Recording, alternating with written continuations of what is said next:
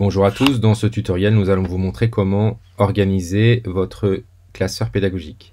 Donc une fois que je suis connecté ici, je me rends sur classeur pédagogique et j'arrive directement ici sur classeur. Je peux aussi passer par cahier de texte et ensuite à droite classeur. Voilà, ici vous avez différents fichiers et dossiers. Ce que nous vous conseillons, c'est de créer un dossier. Par exemple ici, je vais l'appeler tutoriel. Après vous avez des options possibles, un sous-titre, des mots-clés, une image éventuellement. Ça, normalement, vous connaissez sans trop de problème. Puis, je crée le dossier. Ensuite, une fois que je suis dans mon dossier, ici, j'ai plusieurs possibilités. Première possibilité, créer une activité.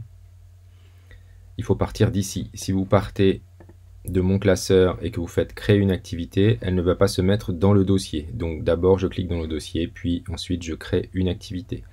Vous pouvez modifier le nom si jamais vous vous êtes trompé, vous pouvez le supprimer et vous pouvez le partager. Donc partager une copie avec vos collègues. D'accord? C'est la différence avec diffuser. Diffuser, c'est vous allez envoyer ça vers une classe.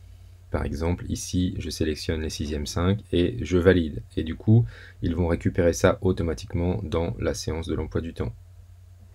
Par exemple, si je le fais, donc je peux le rendre visible avant la séance ou non, et je valide.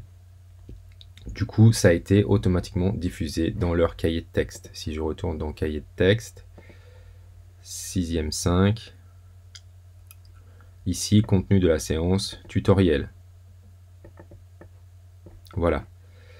Donc, ça rentre dans le contenu de la séance. Ensuite, je peux partager une copie avec des collègues.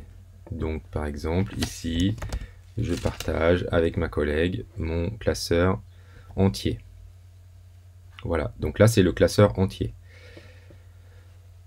Maintenant, nous nous retrouvons dans le prochain tutoriel pour commencer à créer une activité. C'est parti!